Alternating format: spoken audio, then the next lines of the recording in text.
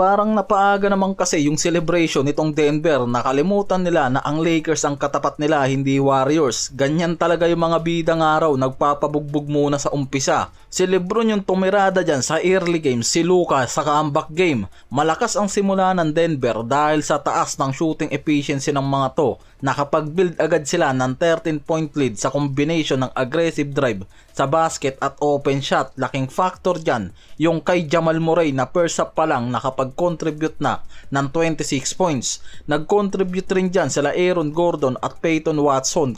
Kaya nga mas mabilis na lumaki yung lead habang dahan-dahang bumabagsak ang depensa ng Lakers sa first half. Diyan nakakuha ng malaking lead ang Denver dahil sa malakas na offensive surge ng mga to sa first half.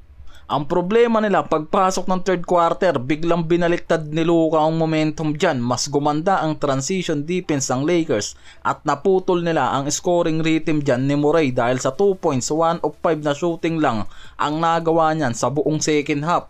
Ang Lakers nakapag-outscore dito sa Denver ng 29-17 sa third quarter na nagpababa ng lead ng mga to. Gamit yung transition defense at effect nitong si Luka sa threes. Pagpasok ng fourth quarter naman, halos makuha na ng Lakers ang momentum dyan dahil sa malaking run mula sa 16-0 mga paharikoy na nagbaliktad ng score mula sa deficit at kinuha ng mga to ang lead dahil sa clutch free throw na naman nitong si Luka. Luka na naman dahil si Luka kasi may 38 points, 13 rebounds, 10 assists, triple-double performance kay Luka.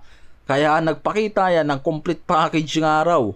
Mula sa opensa, playmaking at aggressive sa depensa, sobrang laking bagay yung late game performance na ginawa niyan at yung paggana ng shooting efficiency niya pagpasok pa lang ng third to fourth quarter. Siya yung nagbigay ng tempo para makabalik sa malaking run ang Lakers at nakakuha yan ng magandang momentum. Samantalang si LBJ may 19 points, 9 rebounds, 8 assists, almost triple-double for the King na umpisa pa nga lang litaw na yung pagiging aggressive sa team offense at leadership. Sinundan ni Marcus Smart na may 15 points, hindi na rin masama sa team offense na contribution niyan na kahit hindi gaano gumana ang bench scoring nila, may support pa rin naman na nakuha dyan itong si Luka at LeBron mula dito kaya Chimura, Jackson Hayes at Jake LaRavia pagdating sa transition defense. Kaya kahit paano mas naging maayos ang transition ng mga to kahit nagkaroon ng struggle sa early games. Nakakabalik yung mga to sa comeback game nila na nakikitang mas nagiging effective talaga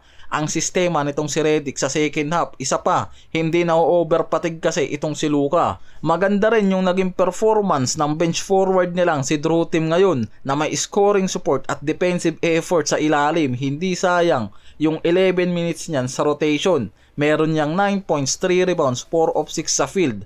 Not bad para sa bench support na mas nagiging effective to na power forward ngayon sa Lakers. Mas magandang mabigyan nga to ng mas mahabang minutes. Ngayon, umangat na rin sila sa standing sa West mula sa comeback win nila dito kontra Denver mula sa 5th seed. 26-16 sila ngayon mga parekoy. At may 7 straight game pa sila sa road game na mas dapat nga raw paghandaan mula sa West at Eastern Conference. Ang magandang balita ngayon para sa Lakers, si Reeves nasa on track na base sa update nitong si Redick and may potential na makabalik nga raw yan sa kalagitnaan ng road games nila. At yan yung aantay natin.